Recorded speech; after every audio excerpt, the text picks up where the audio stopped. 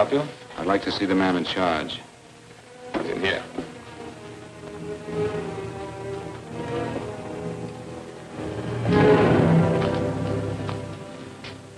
I want to report a murder. Sit down.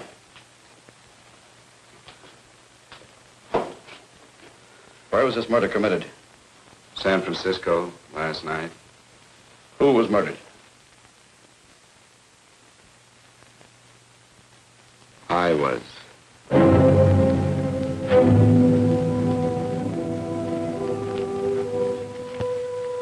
Well, do you want to hear me out or don't you, Captain? I don't have very much time. Your name Bigelow? Frank Bigelow? That's right. Answer the San Francisco APB. Send it direct to Inspector Bannon at Homicide.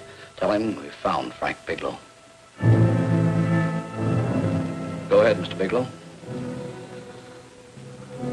Well, this involves some other people, Captain. A number of other people. You tell it any way you like.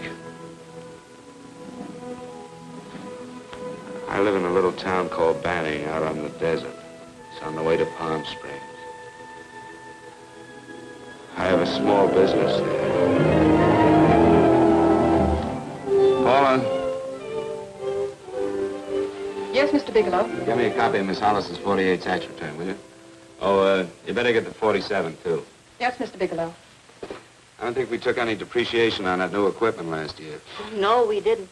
I remember you said we could include it all this year. Sure we can. Hey, Frank. Yeah, well. Peterson says he wants a financial statement before he can give me my loan. Hello, Kitty. I will. Well, I'm leaving for San Francisco today, but I'll be back in about a week. I'll take care of it for you then. Sure is a scorcher, isn't it? Well, I've seen him worse. Well, have a nice time, Frank. Yeah, thanks, Will. Oh, why don't you come down to the place and let me give you another permanent? Makes your hair so much easier to manage in all this heat. I can't afford it right now. Maybe next month. Yeah, here it is. No, we didn't take it. Well, we can do it this year. You work it out any way you think best.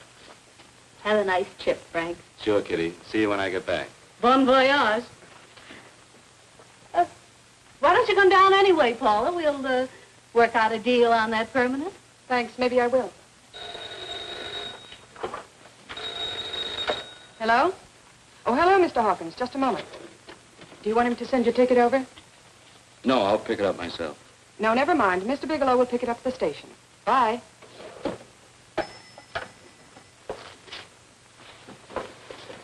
I want to go with you, Frank. Now, Paul, I'm just going on a little vacation. You know that? You want to go without me, don't you? Be gone just a week. And I suppose you've just made up your mind to take this little vacation at 9 o'clock this morning? No, Paul. I meant to tell you about it a few days ago. I guess I forgot. Oh, you forgot. Paula, don't be like that. Don't be like what? You just drop a little announcement that you're going away. Not tomorrow or next week or next month, but today. No explanations, nothing. And I'm supposed to swallow the excuse that you need a little vacation. I just want to get away from town for a few days, that's all. Get away from this town or get away from me. Oh, Paula, please try to understand. How can you ask me to understand anything like this? No, I'm sorry, but I don't understand. Go to San Francisco, but don't expect me to be waiting for you when you get back.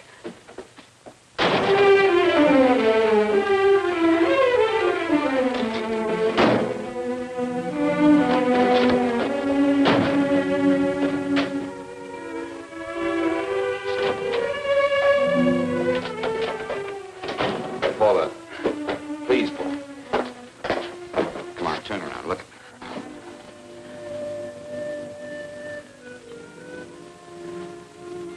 Come here.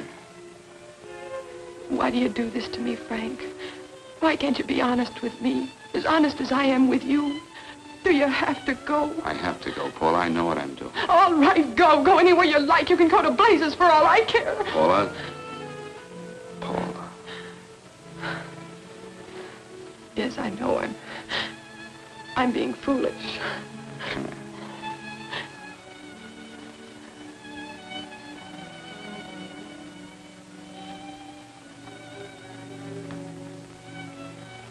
Come on, fix your face. We'll go down to Eddie's and have a drink. All right, why not?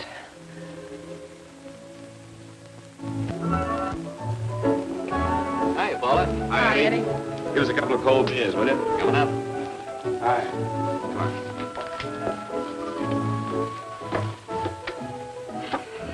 relief. This air conditioning feels good.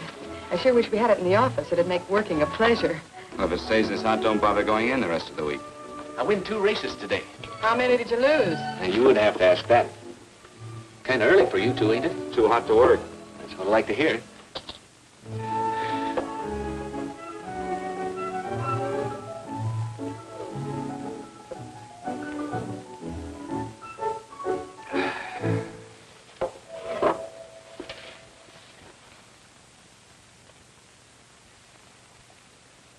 Frank, you'll take me with you, won't you?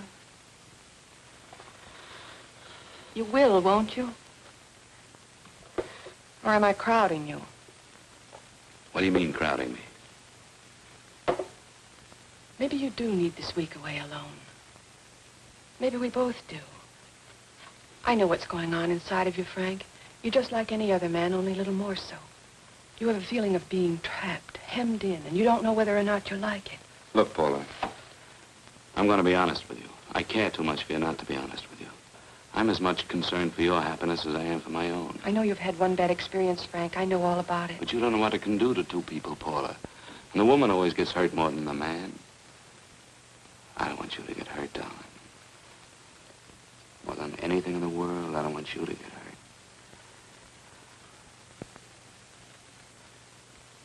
Want to hear some music? All right, Frank.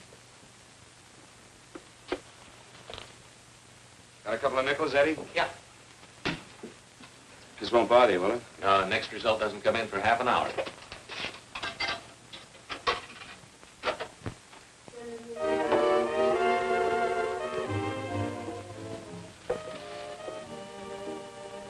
I thought that by now we'd be married. No, I'm not going to crowd you anymore, Frank. Go to San Francisco. I don't like it, but I'm convinced that you must go. I want you to be very sure, Frank. If it's right, and I believe it is, we'll have something really wonderful together. If it isn't, we should both know it as soon as possible. So you see, even if I could stop you, I wouldn't do it now.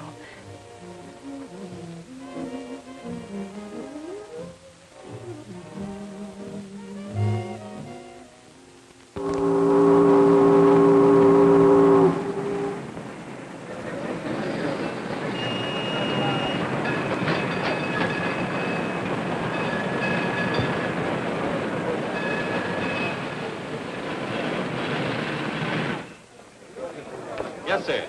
My name is Bigelow. I have a reservation. Yes, sir.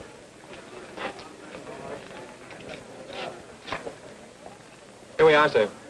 My name is Bigelow. I have a reservation. I have it, sir. It's a very nice room on the 6th floor, facing the bay. Boy, this might help you enjoy your stay, Mr. Bigelow. It's a little booklet on how to have fun in San Francisco. Oh, thank you. Very welcome, sir. Thank you. Say, is it always like this around here? No, this is market week, and it's the last day, too. Boy, always around until you need them.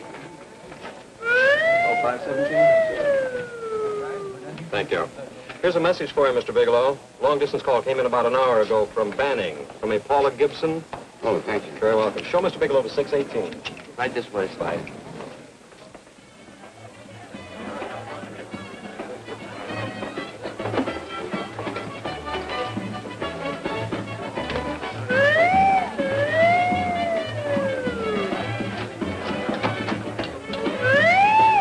Right this way, Mr. Bigelow.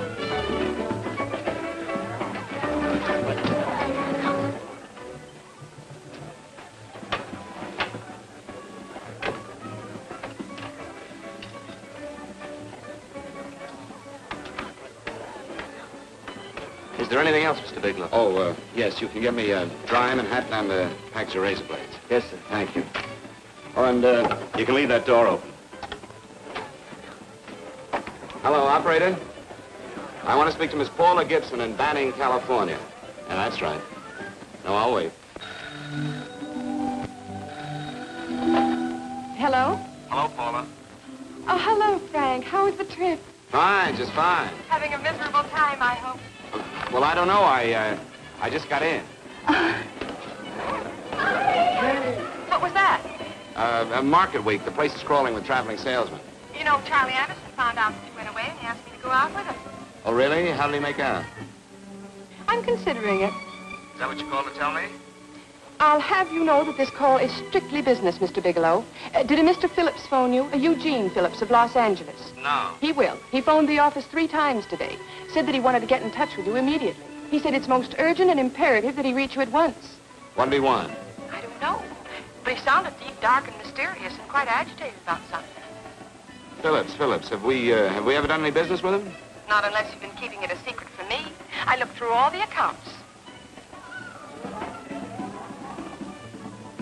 Why did you tell him you could reach me here? You know I'm supposed to be on vacation. So you told me. And so I told him, dear heart. But the gentleman didn't seem to respect your temperamental moods the way I do. He was very insistent that he speak to you before it's too late, as he put it. Well, tell him you tried to get in touch with me and I've changed my plans and you can't reach me. He won't talk to me. I told him that I was your confidential secretary, but I guess I didn't sound confidential enough. So I told him that he could reach you there this evening. Well, call him back. If it's as important as he says it is, he'll talk to you. Otherwise, he'll just have to wait until I get home. My, aren't we adamant this evening? All right, shall do. And Frank, Yeah? I don't quite know how to say this. Say what? But what I want to say is that there's nothing you can do that you ever have to feel guilty about. Oh. Sure. Thanks, Paula. I'll call you tomorrow. Right.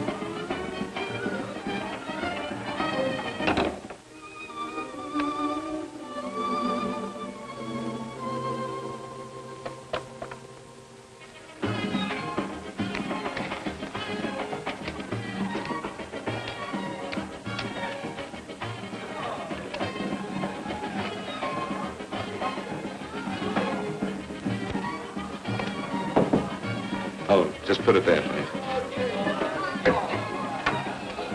You can keep the change. Thanks very much. Say, how long has this been going on? Oh, it's been a madhouse all week, but they check out tomorrow. Oh? I thought you were with them. No, I'm just here on a vacation. Why does everybody come to San Francisco and tear loose? Excuse me. Say, I'm awfully sorry to bother you, but would you mind if I use your telephone? No, go right ahead. I'm just across the hall here. One of the boys is using my phone, and he's been on it for a half hour. I just want to call downstairs. Yeah, sure. Thank you. Room service, please. Hey, things really picked up the last few days, didn't they? You right up much business? Well, I'm not here on business. Oh, hello, room service? It's Mr. Haskell in 617. Yes, that's right. Would you send up 3 more bottles of bourbon and 2 scotch? Yes, that's right. Oh, and some more ice, too. Yeah. All right, thank you. You here all alone? Yes, I just got in town. Well, why don't you join us for a drink? Well, I don't want to barge in on your party. Oh, nonsense. It's not a party. Just a few of the boys entertaining some buyers. You know, the usual thing. A few drinks and some laughs. It's no party. Come on. Well, Come on. All right. I know what it's like to be all alone in a strange city. I'm Sam Haskell. I'm Frank Bigelow. You think some of these guys never been away from home before? Yeah. Hey, quiet down a minute. Hey, will you quiet down a second? I want you to meet Frank Bigelow. Hello. Hi. This is Jane Carlisle. Hello. Bill Welch. How are you, Mr. Wells? Glad to know you, Bigelow. Jane's the prettiest buyer in San Francisco. Oh, hey, I resent that. You don't think I believe him, Elaine? Well, he's bred that from coast to coast. Oh, gee. But it's good for my morale anyway. I'm George Cantwell. Glad to know you, Mr. Bigelow. Bigelow, yes. Right on much business? He's not here on business. Oh? Well, Well, why don't you get the man a drink before he dies of thirst? how about a little bourbon? Well, that's fine. Bourbon it is. Of course, Mr. Wallace. Yes, Mr. Wallace.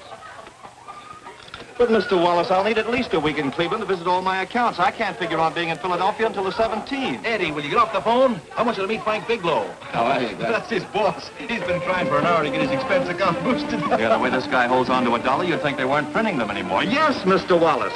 I'm leaving here the first thing in the morning. Yes, sir. Oh, keep your hips loose, Harry, like this. Oh, yeah. How's he doing? Oh, there's nothing wrong with Harry's drummer. The 2 years ago at the Murrays wouldn't shoot. Hey, now, wait a minute. I was doing all right there. This is Sue and Harry Brandis. Hello, good to sir. meet Glad you. How are you? Where'd you find her, Sam? On a dance marathon? Oh, perfect. Really? Say, I'll bet you could do the rumba. Well, a little, but I'm kind of rusty. Anything would be an improvement after Harry. Oh, how do you like that? Well, here goes. Hey, you're good. Oh, my wife, she's a good dancer, isn't she, Bigelow? Oh, yeah.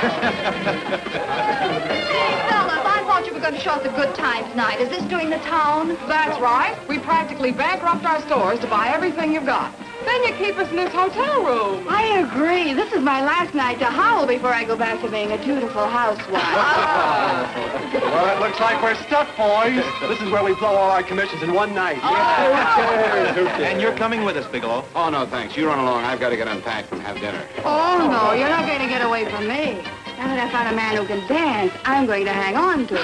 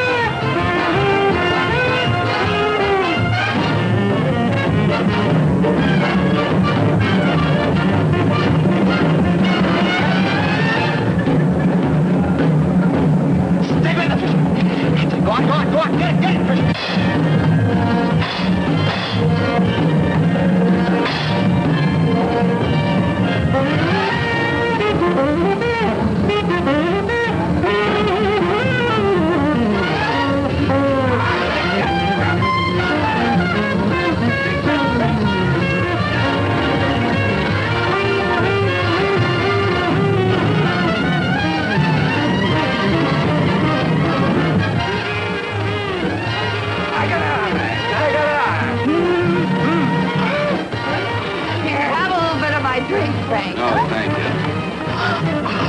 Excuse me a moment. Where are you going, Sue, Frank? excuse me. I think you've had enough.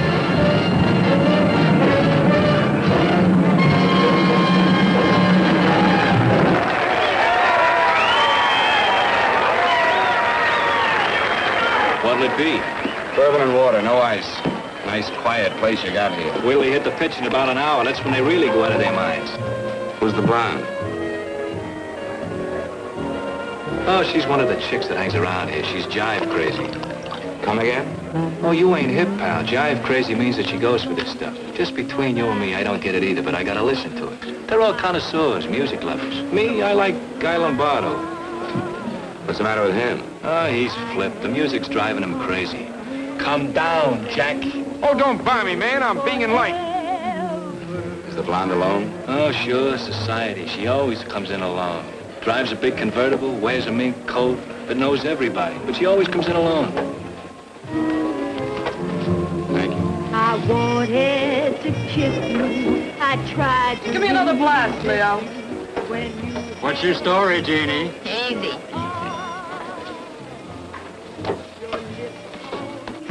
Hello. Easy. Dig the fisherman. Oh, that's really silk, isn't it? Can I buy you a drink? Sure thing. Give me a blast, Leo. Leo, I left my blast at the other end of the bar.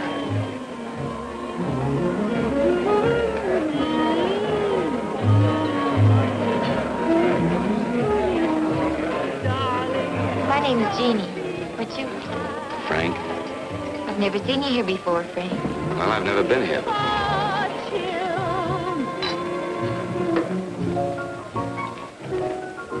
This isn't mine. Mine was bourbon. Well, sure it is. You saw me pour it. Give me a fresh drink. Anything you say. Oh, listen to that piano. Feel those vibrations. You don't get your kicks out of this, do you? I can live without it. Why do you stay here?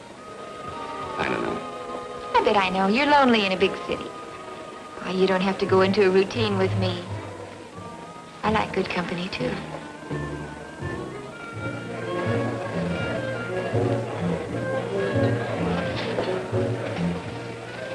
Say, there are some people there I want to avoid. Couldn't we get out of here? Let me think about it. Oh, come on. How about going somewhere else, then? Why don't you meet me later? Okay. Where? I tried to forget you, but you whispered, darling, I love you. Call me at that number later. It's my next stop. They've got a band there that'll really send you. See you, Jeannie. Easy.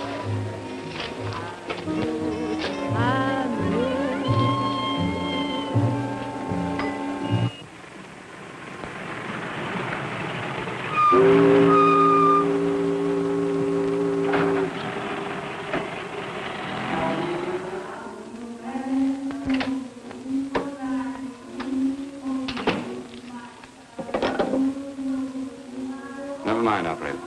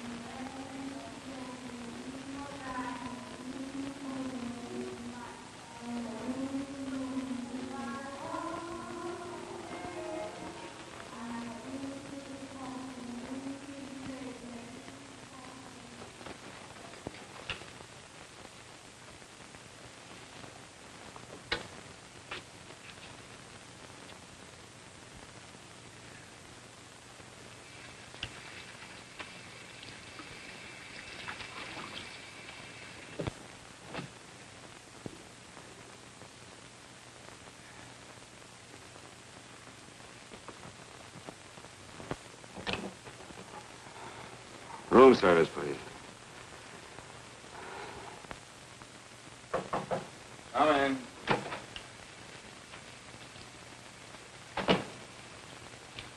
Be right with you, waiter. Yes, sir. Rest well, sir? Yeah, sure. May I? Go ahead. It's on there for you. Thank you, sir. Would you like anything else? Oh, thank you, that's all. Waiter, Yes, sir. take this away. Is there anything wrong, sir? No, just take it away. I don't even want to look at it. Are you all right, sir? Yeah, sure. All right, I just had too big a night, I guess, that's all. I need some fresh air. Of course. Thank you, sir.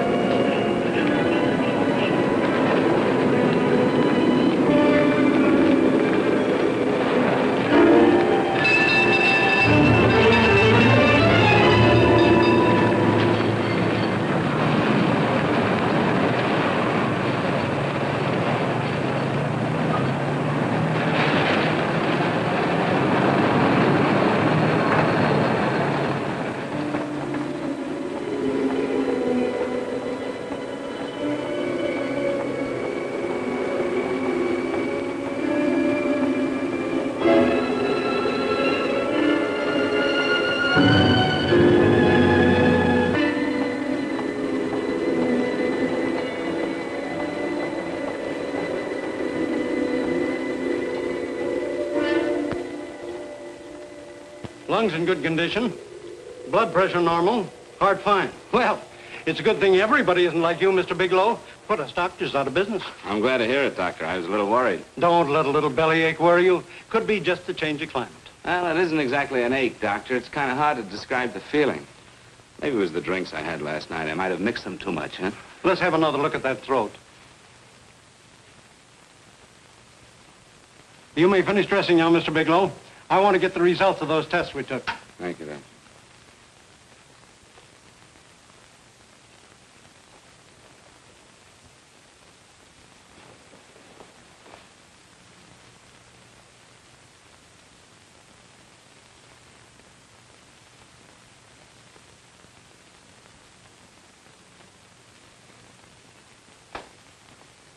Mr. Bigelow, this is Dr. Schaefer. Hello, Doctor. How are you? Sit down, Mr. Bigelow. According to the information you gave Miss Wilson, you're not married, Mr. Bigelow. That's right. Do you have any relatives, family, anyone in San Francisco? No, no one. I don't know a soul in San Francisco. Where is your home? What is this, Doctor? Why all the questions? You're a very sick man, Mr. Bigelow. Sick? But you told me I was in good shape. Yes, I know. But my preliminary examination didn't reveal your true condition. You sound as if it's pretty serious, Doctor. It's extremely serious. I want you to understand that we wouldn't tell you something like this unless we were absolutely certain. Well, of course, of course. You must steel yourself for a shock, Mr. Bigelow. Well, go on, Doctor. What is it you're trying to tell me? Our tests reveal the presence in your body of a luminous toxic matter. What is that exactly? A poison that attacks the vital organs. Poison? We have no alternative but to tell you this. Your system has already absorbed sufficient toxin to prove fatal. I wish there was something that we could do. What do you mean, wish? You mean there's nothing? There is nothing anyone can do. This is one of the few poisons of its type for which there is no antidote. Well, this is fantastic. This is the most ridiculous thing. You don't have very long. What do you mean? A day, possibly a week, 2 weeks at the outside. It's hard to say exactly. Well, this is impossible. I don't believe it. You've made a mistake. That's it. It could be a mistake, couldn't it? You have made a mistake, haven't you? Answer me. Dr. Schaefer is an authority on toxicology. Been no mistake, Mr. Bigelow. Do you realize what you're saying? Well, you're telling me that I'm dead. Do you think you can explain my life away in just a few words? Why, I don't even know who you are. Why should I believe you? You must calm yourself, Mr. Bigelow. We want to offer you every assistance that we... Assistance? Who wants your assistance? Who wants anything from you? You're nothing but a couple of phonies. Why, I think you're crazy. That's it. You're crazy. The both of you. You're crazy.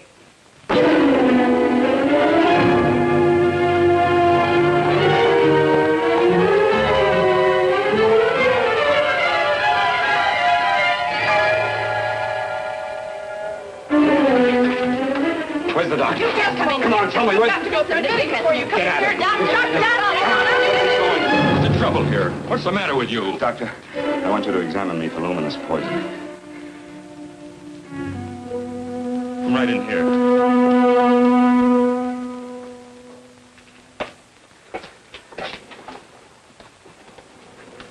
Yeah, you've got it all right. Your system has already absorbed it. Are you sure, Doctor? Are you absolutely certain? Couldn't there be some mistake?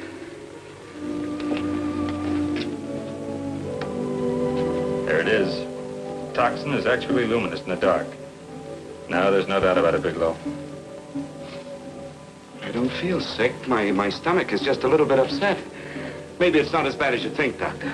That's characteristic. With the heavy jolts, you go suddenly in a matter of hours. But if the stuff is taken in a lesser degree, you last a while, and then...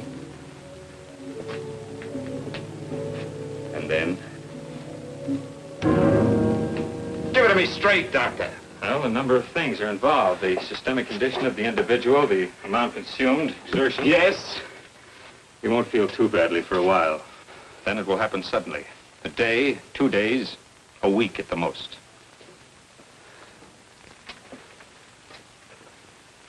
A day. 2 days. There's nothing that can be done now. If it had been caught in time, your stomach could have been washed out. But you've had it in you for some time now. For at least 12 hours, haven't you, Bigelow? I don't know. You don't know? No. Don't you know how you got it? No. This is no accident. Somebody knew how to handle that stuff. That wax is tasteless and odorless. The amount of alcohol in your body, you must have got it in liquor. I was drinking last night. Arrange for your admission to the hospital immediately. Of course, I'll have to notify the police. This is a case for homicide. Homicide? I don't think you fully understand, Bigelow. You've been murdered.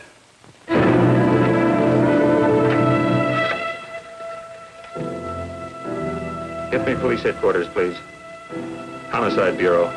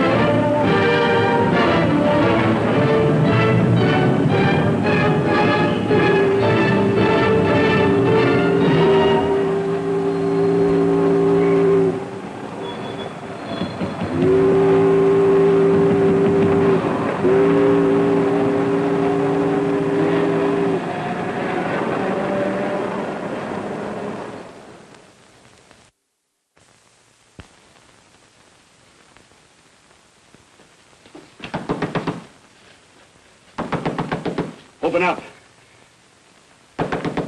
Open this door, I tell you. Open it up or I'll break it down. Where are those men? Where are those men who were here last night? I don't know. There are no men here. Please go away. Don't lie to me. Where are they? Mister, this lady just checked in. Those men aren't here no longer. They checked out the hotel early this morning. Checked out? Please go away. I'm sorry. I'm terribly sorry.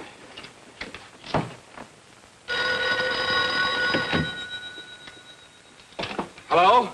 Please, Mr. Bigelow, my eardrums. Oh, hello, Paula. Your enthusiasm overwhelms me. Why haven't you phoned me, or is there a quota on telephone calls up there? I'm sorry. I've been busy. I'll bet you have. Visiting the museums, no doubt. What's happening up there that's exciting or different? Nothing, not a thing. I'll bet you miss me, but you're too stubborn to admit it. Sure. You know, if you'd like me to come up, I could pack a toothbrush and leave right away. No. Well, you don't have to snap my head off. You could at least make a pretense of missing me. I'm sorry, Paula. Of course I miss you. Listen, Paula, Paula, it's just that I don't feel like talking now. I'll call you later. Don't strain yourself. You phone me sometime when you feel more like talking. Oh, by the way, I called that Mr. Phillips back. Phillips? Yes, you know, the man that tried to reach you. Well, I'm afraid you'll never know why it was so important that he speak to you. His office said he died yesterday. Frank, are you there? Did you hear me? Died? When? Yesterday. So you won't have to bother your little head about him anymore. You can just go ahead and have fun. Paula, what did he die from? Do you know? I suppose he died from whatever people usually die from. Well, didn't they tell you? Don't you know? What are you getting so excited about? You said you didn't even know the man. Listen, where's his office located? What difference does it make? You can't talk to him now. I told you the man's dead. Paula, will you stop talking so much and tell me where his office is? Well, right. It's the Phillips Importing and Exporting Company, Bradbury Building, Los Angeles. Bradbury Building, Los Angeles. That's right. Say, this is really a switch. Listen, if you want to reach me, I'll be in Los Angeles. Are you out of your mind? I'm sorry, Paula. I've got to hurry. Wait a minute. Where in Los Angeles? The Allison Hotel. Goodbye, Paula.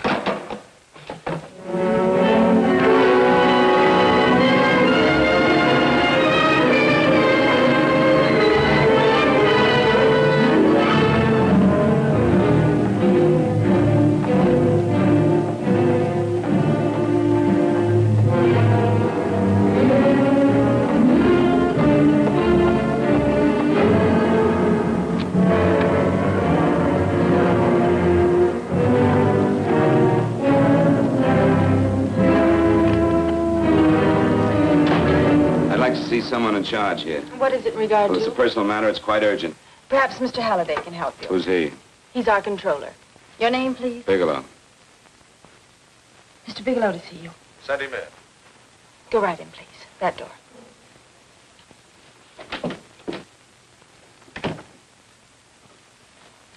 Mr. Bigelow? How are you, Mr. Halliday? What can I do for you? Well, Mr. Phillips phoned my office several times yesterday. I'd like to find out what it's all about. You know Mr. Phillips died yesterday? Yes, I know. Well, I don't understand. If he phoned you, didn't he tell you what it was about? Well, he didn't speak to me. I wasn't in my office at the time, and he wouldn't tell my secretary. Well, I'm afraid I can't be of much help, Mr. Bigelow. I've no idea why Mr. Phillips tried to reach you. I'm sorry you had to make the trip for nothing. How do you know I made a trip? I didn't say anything about making a trip. I merely said he phoned my office. My office could be here in Los Angeles. Miss Foster, Yes? didn't you mention something yesterday about Mr. Phillips speaking with Mr. Bigelow in San Francisco? I said that he had phoned Mr. Bigelow's office in Banning, but that Mr. Bigelow was staying at the St. Francis Hotel in San Francisco. I'm sorry you misunderstood me. Do you know why Mr. Phillips called? No, I don't. All right, thank you, Miss Foster. You can understand that we've been somewhat upset around here. Now, if you don't mind,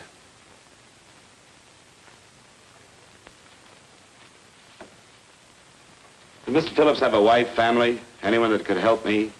you can't intrude on people at a time like this just to satisfy some curiosity. It isn't just curiosity. Then I suggest you wait a week or so. I can't wait. Well, I'm sorry you'll have to. Well, there's always a phone book.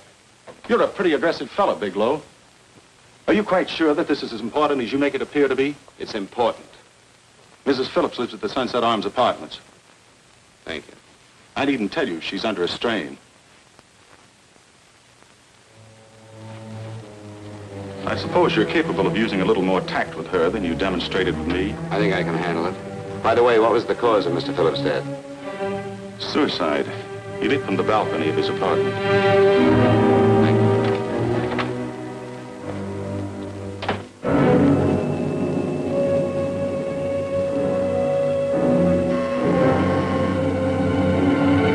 Come in, Mr. Bigelow.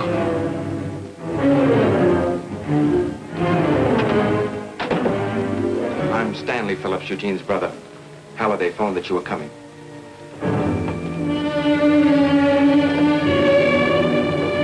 This is my sister-in-law, Mrs. Phillips. I'll try to make this as brief as possible, Mrs. Phillips. I'm afraid I can't be of any help to you, Mr. Bigelow. I haven't the slightest idea why my husband wanted to speak to you. guess Halliday covered just about everything. Did your husband ever mention anything about me, Mrs. Phillips? Anything at all? No. I can't recall Eugene ever having mentioned your name.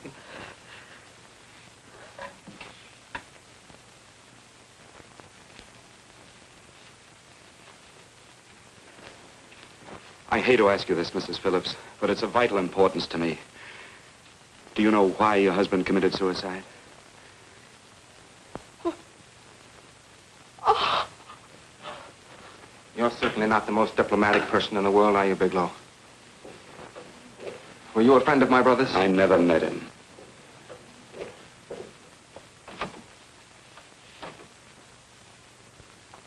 My brother was in a jam, a pretty bad jam. He was arrested 2 days ago. He sold some iridium to a dealer by the name of Majak. It's a very rare metal, very costly. Anyway, the iridium turned out to be stolen. He was released on bail yesterday, but he faced a pretty stiff prison term. Men have committed suicide for less. Yes, I know. That's how the police feel about it. What puzzles me, though, is this crooked deal. Knowing Eugene, you wouldn't say he's the type of man to be mixed up in anything like that, now would you? I told you I never met him. That's right, so you did. Now, what's this all got to do with you, Bigelow? I don't know. Let's come clean with each other, Bigelow. Surely you must have some idea why my brother was so desperate to contact you? I have no idea. That's odd. Then how could it be of such vital importance to you? Well, you seem to know the answer to everything else. Maybe you know the answer to that one, too.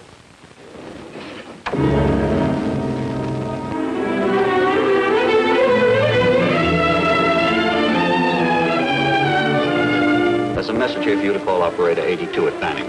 Oh, thank you. Show Mr. Bigelow to room 821. Say, would you have the operator put this call through to my room right away? I'll take it up there. Thank you. Hello, operator.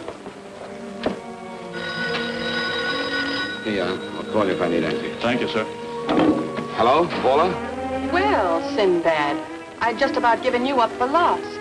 Do you mind telling me just why you rushed down to Los Angeles? I can't explain it to you just now, Paula. I just can't explain it. What's going on, Frank? You don't even sound like yourself. Well, I'm just a little tired, Paula, that's all. But I miss you. Oh, Frank. I can't tell you how good it is to hear you say that. And here I was worrying that I'd lost my charm. When are you coming home, Frank? Soon, Paula. I'll be home soon. I'll go right out and get myself a permanent so I'll be pretty when you see me. Hey, guess what? I found that Phillips name in your notarial ledger. Notarial ledger? Yes, of all places. I remember now I made the entry myself. You had notarized a paper one morning before I came to work. What kind of paper was it? A bill of sale for a George Reynolds made out to Eugene Phillips of Los Angeles. So you see, I was right. We hadn't done any business with Phillips, only indirectly. What was the bill of sale for? A shipment of iridium, whatever that is. Iridium? You mentioned at the time that this fellow Reynolds had made some kind of a deal in Palm Springs, and he stopped in your office early in the morning on his way north to have it notarized. Wait a minute. Wait a minute, George Reynolds. That was about 6 months ago, wasn't it? That's right, 6 months ago. Thanks, Paul. Oh, goodbye. Goodbye. Hello, operator. Get that number back for me.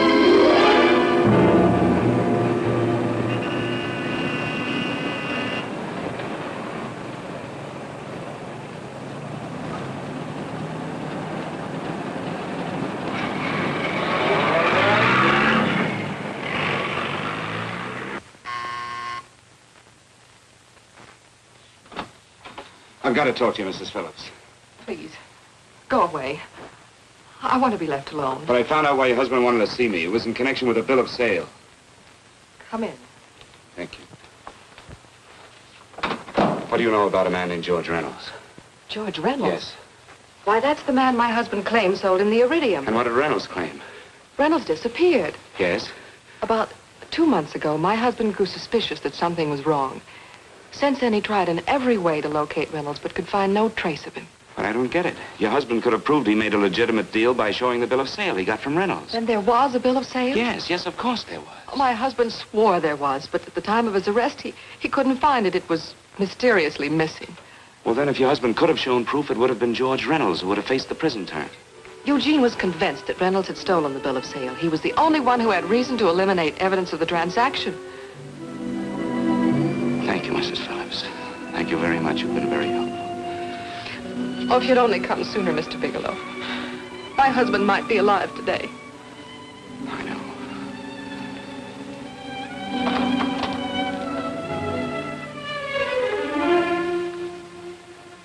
The only thing that puzzles me, Miss Phillips, is that you haven't asked how I knew there was a bill of sale.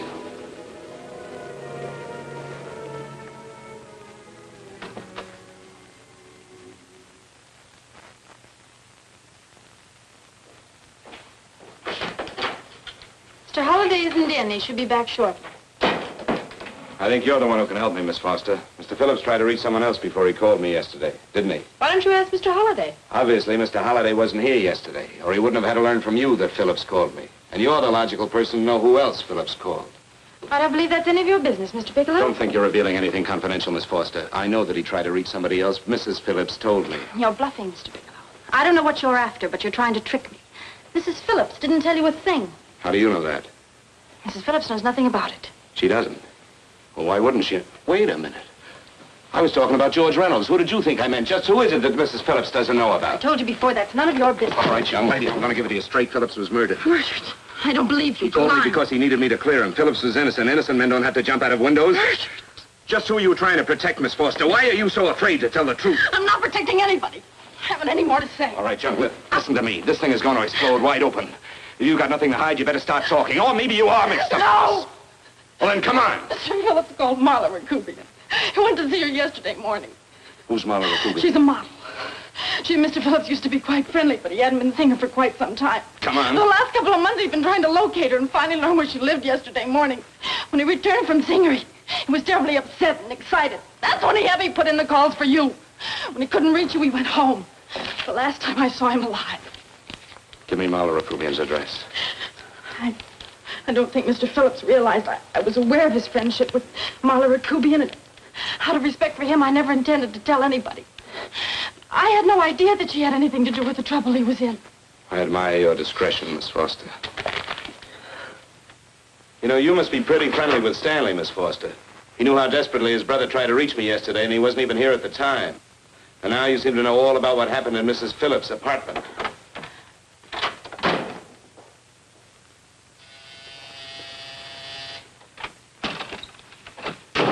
Miss Rakubian? Yes? What do you want? Get out of here or I'll call the Go police. ahead, call him. Well, go ahead, call him. Going on a trip, huh? Yes, going away for the weekend. Sailing for Buenos Aires tomorrow, some weekend. I'll send you a postcard. Now get out of here. Who are you going with, George Reynolds? Never heard of him. I suppose you've never heard of Eugene Phillips either. Just who are you? What do you want? Never mind who I am. Where's Reynolds? I told you I don't know him. Now will you get out of here and leave me alone?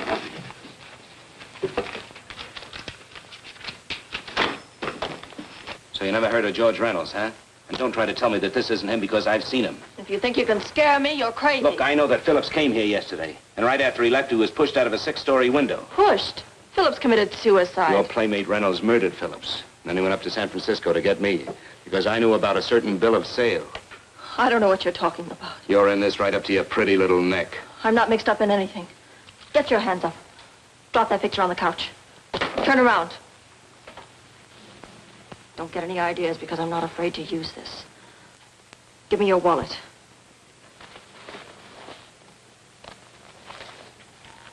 Frank Bigelow, Hotel Alex. All right, now where's Reynolds? I don't know. I don't know where he is. Is that what you told Phillips yesterday? I told him exactly what I'm telling you. I haven't heard from him in months. Yeah? You're mighty careful of the picture of a man you haven't heard from in months. What does the Ray stand for? It was a pet name. Do you mind? Oh, it sounds very cozy, Miss Rakubian. You and Reynolds call each other pet names while you make a sucker out of Phillips. Phillips made the deal because he wanted it. Yeah? I'll bet you weren't above using what it takes to help make him want it. Who's paying for this trip? I am. Really? A first-class trip to Buenos Aires on a model salary. Don't make me laugh. Since you and Reynolds aren't seeing each other anymore, you don't mind if I keep this to you. If I were a man, I'd punch your dirty face in. You know, I really believe you would. Oh, I almost forgot. Your tickets. Don't be surprised if I'm there to see you off.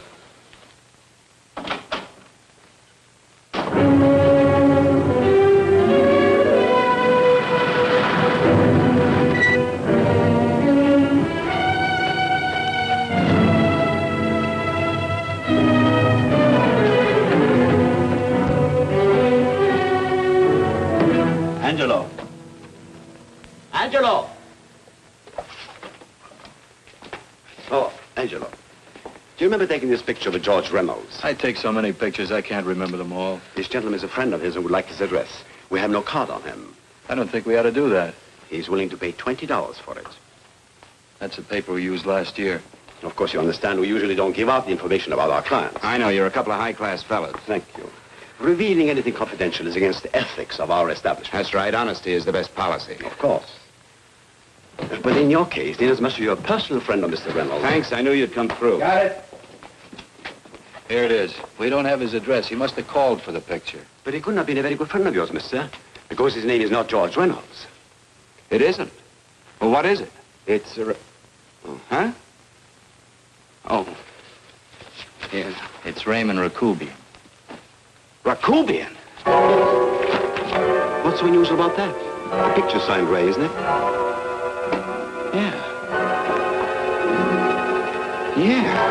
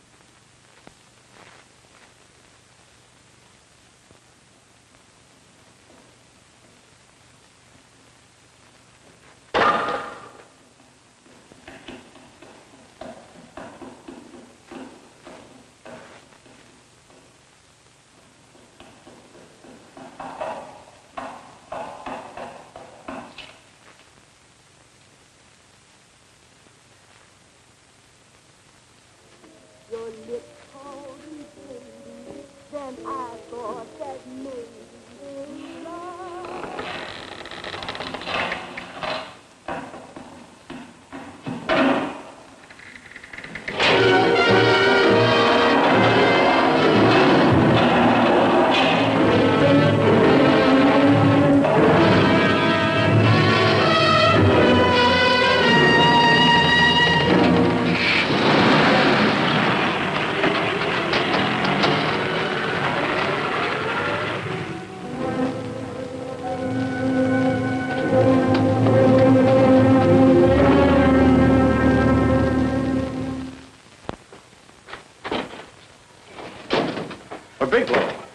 Are you all right?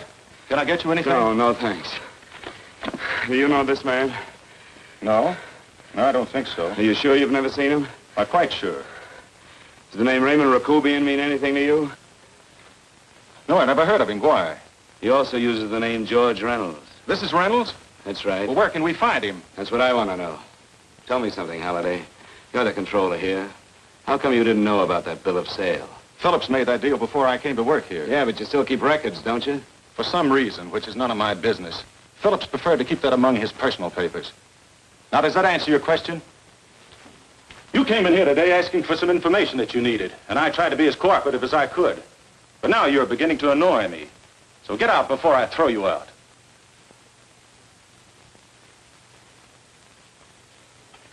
You know, you really frighten me.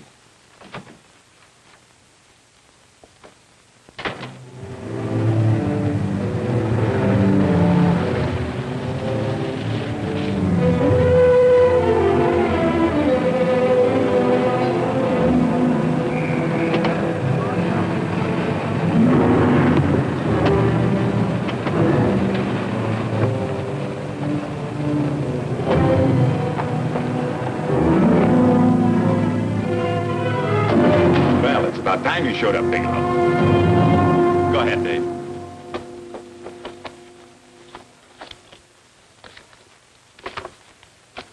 Real cute, ain't you, Bigelow? Just real cute. Paula didn't lose much time getting a hold of you guys, did she? Shut up. Let's go, Bigelow. Look at him. He can't take it. Soft in the belly. You do that again and I'll kick your face. Lay off, Chester. Cut it out. Shut up! Who asked you? Better let him answer. The clerk might know he's in. Go ahead, Bigelow.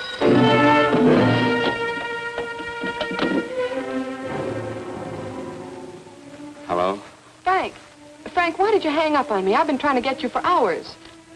I'm sorry, Paula. I was in a hurry. Well, don't be in such a hurry this time. You didn't give me a chance to finish what I had to say. Sit down. I wanted to tell you that McGowan was in hollering his head off because you didn't go over the books. Tell McGowan to get another auditor. Sure. Sure, I'll just do that little thing and lose the best paying account we've got. Do as I tell you, Paula.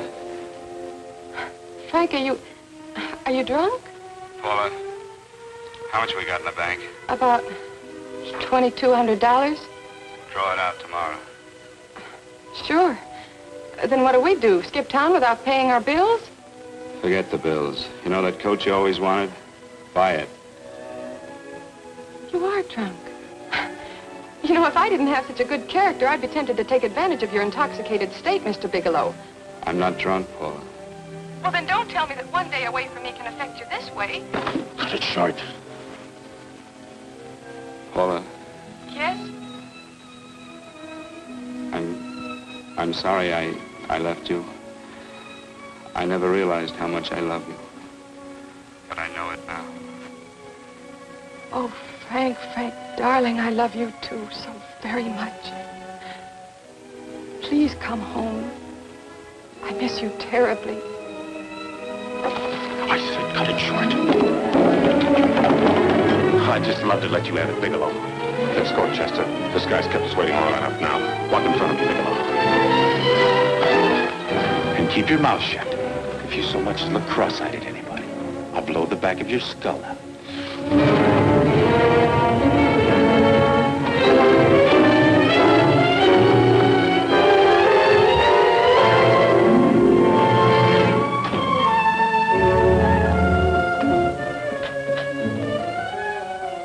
This Bigelow's real cute. He wanted to get tough with Chester. He don't know Chester. Did you get the picture? Don't I always get what Mr. Majak sends me after? Majak? That's right. And the dealer who bought the iridium from Phillips. I get it. You have Rakubian unload stolen stuff on Phillips with the help of Marla here, and then you buy it back from him. Oh, you certainly made a sucker out of Phillips. What is it, Mr. Bigelow? Exactly what is on your mind? I'm looking for Raymond Rakubian. What? Well, now, Marla here has told you everything else. I'm sure she must have told you that, too. You don't expect me to believe this conversation. So, what is on your mind? I mean, underneath. You forced your way into my affairs, and now I want to know why. I just told you. I'm looking for Raymond Rakubian.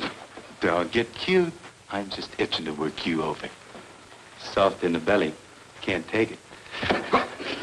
See what I tell you?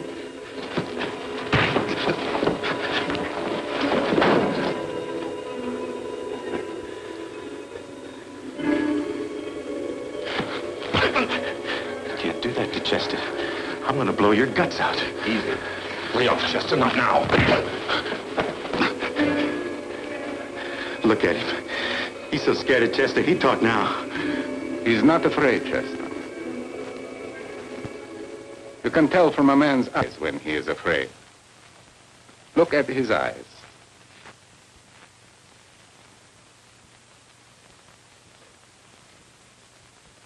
Oh!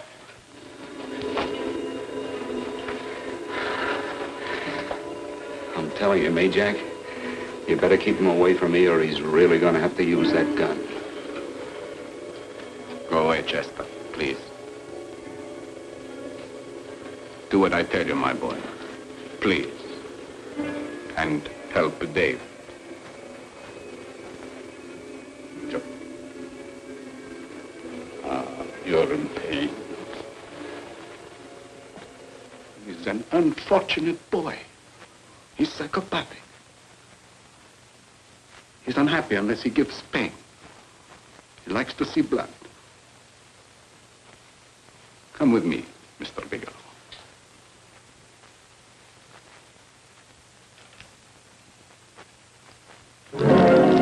Raymond Rakubian was my nephew.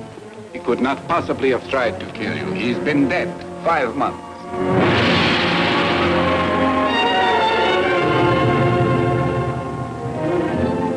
I'm afraid you have been sidetracked. Provided it is true that somebody made an attempt on your life. Somebody made an attempt again today. I had no reason to kill you, believe me. What do you mean you had no reason? I notarized a certain bill of sale. You notarized the bill of sale for Reynolds, not Rakubian. Now, what I told you was true. I had no reason to kill you. That's a closet, Mr. Bigelow. And under other circumstances, you could go home now. But now you present a problem. You know too much, and I am in danger. Chester! Suppose I were able to prove to you that I only want to find the person who tried to kill me, and I won't cause you any trouble. You know, I can go to jail for 10 years for this little business. 10 years. At my age, that's my life. That means my entire life. With my life, I do not take chances. I am sorry, believe me. You want Joe to go with you? No. Just Bigelow and me. And baby makes 3. But Major... Goodbye, Mr. Bigelow, and forgive me. Let's go, Bigelow. I guess you won't be there to see me off.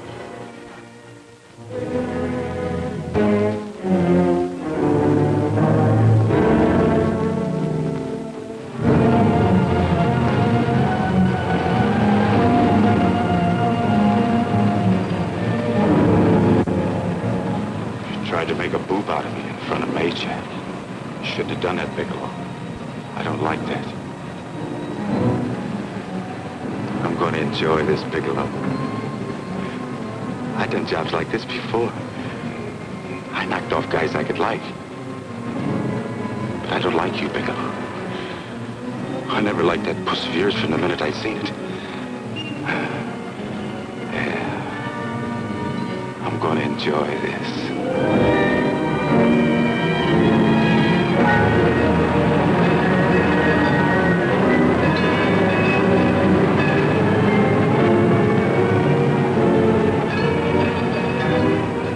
Scared yet, are you, Bigelow? But you'll be scared. Good and scared. I think I'll give it to you in the belly. You don't like it in the belly?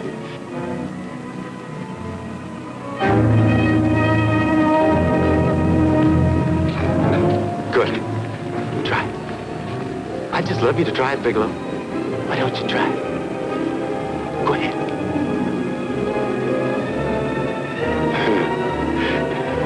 Didn't have the nerve, did you, Bigelow? I think I'll give it to you right in the belly.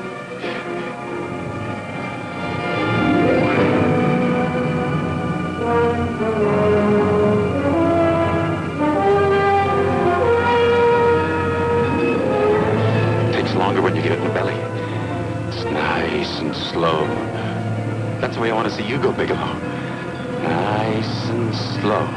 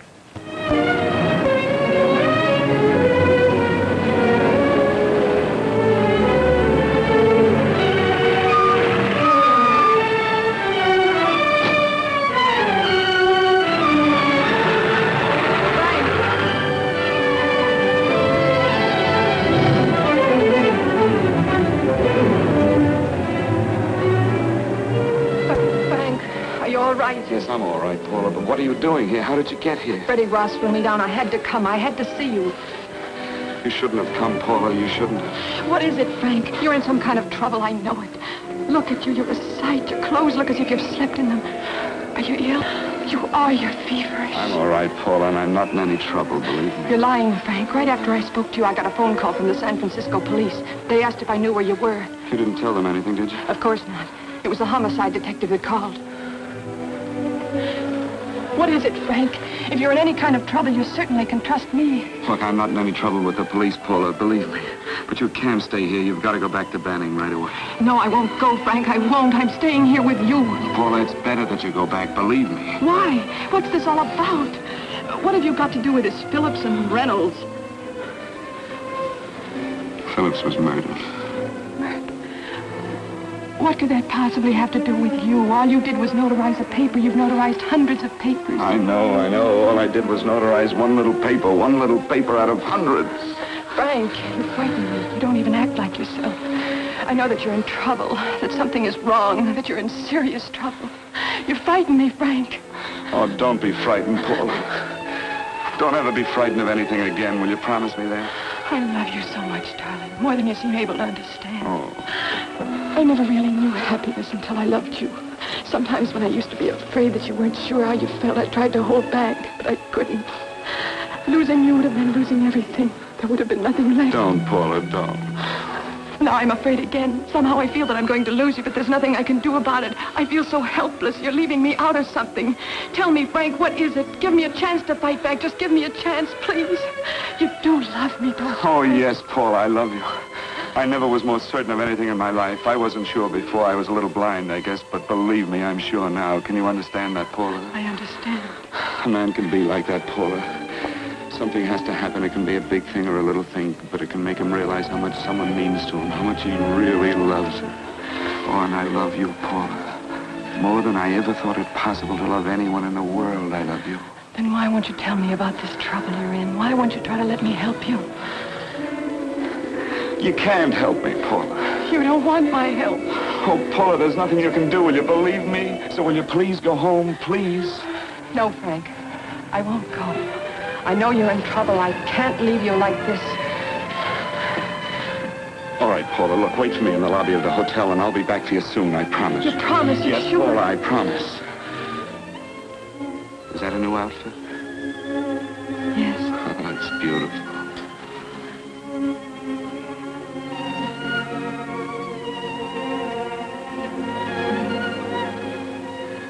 You'll come back to me, won't you, Frank? Yes, Paula, I'll come back, I promise. Please hurry, darling. Oh, I love you. I love you, Paula.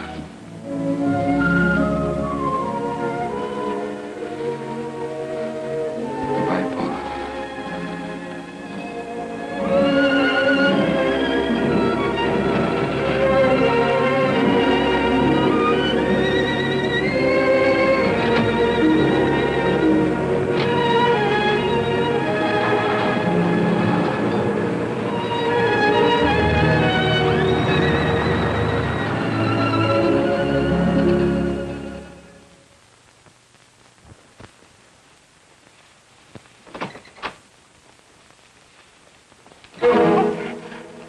Stanley here?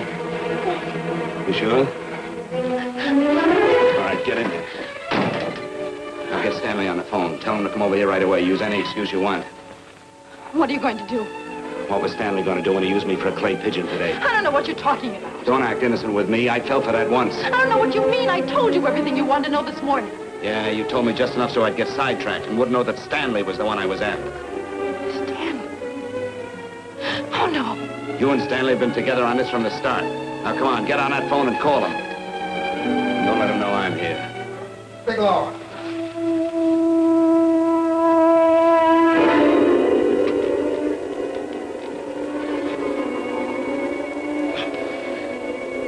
You've been sidetracked, all right. But it was the poor bereaved little widow who did it.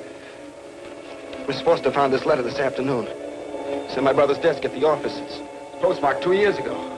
It isn't exactly the kind of a letter that a married woman gets from a casual friend.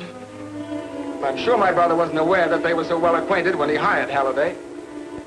What's the matter with him? He hasn't out right since dinner.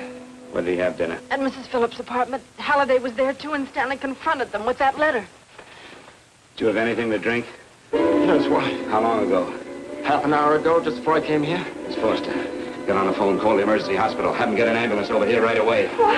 Tell them to prepare a stomach wash for luminous poisoning. Luminous poisoning? Go on, do what I tell you. You may still have a chance to save his life. Go on!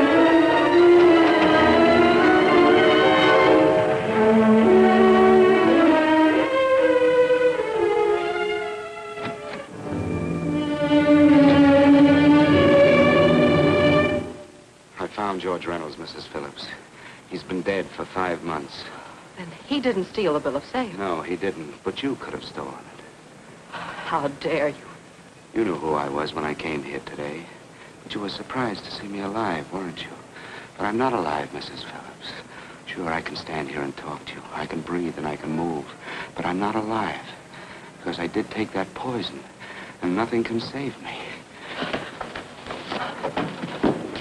What are you going to do? I tell you now, I have nothing to lose. No, you've got to listen to me. You've got to give me a chance. But I didn't have a chance. It was Halliday. Believe me, it was Halliday. He made me steal the bill of sale. He planned everything. What about this letter? Your husband knew about you and Halliday. He found it only yesterday. He accused Halliday. They fought, and Halliday pushed him over this balcony. And why me? Why did he want to kill me? Because you could have proved there was a bill of sale, that my husband had no reason to commit suicide. Halliday was desperate. After he killed my husband, he found out about the phone calls to you. He thought you spoke to him, that you knew enough to involve him.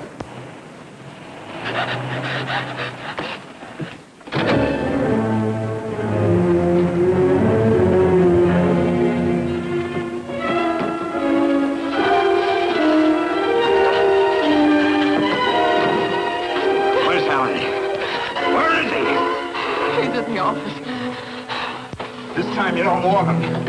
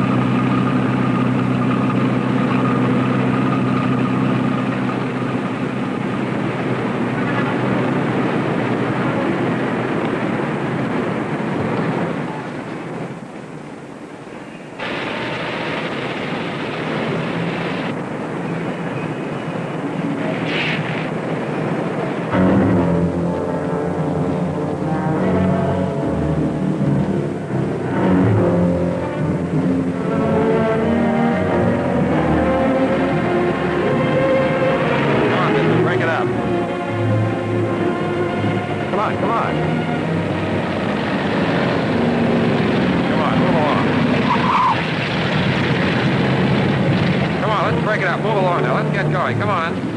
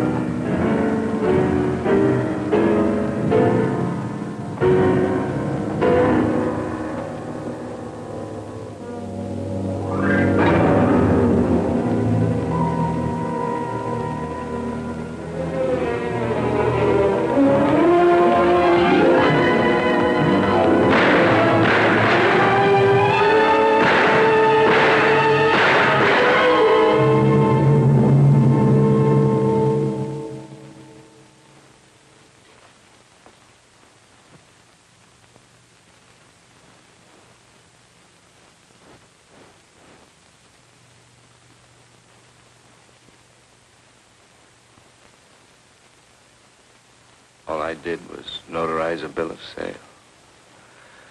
But that piece of paper could have proven that Phillips didn't commit suicide. He was murdered. And that's why Halliday poisoned me.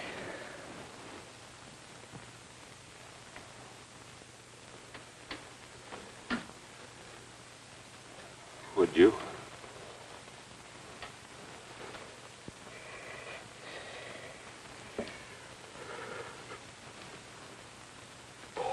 Paula.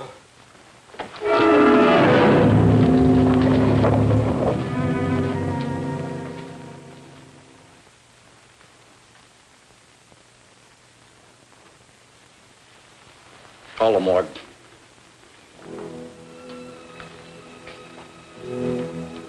Johnson, you go to the Allison Hotel, find Paula Gibson. Don't tell her anything. I'll break it to her.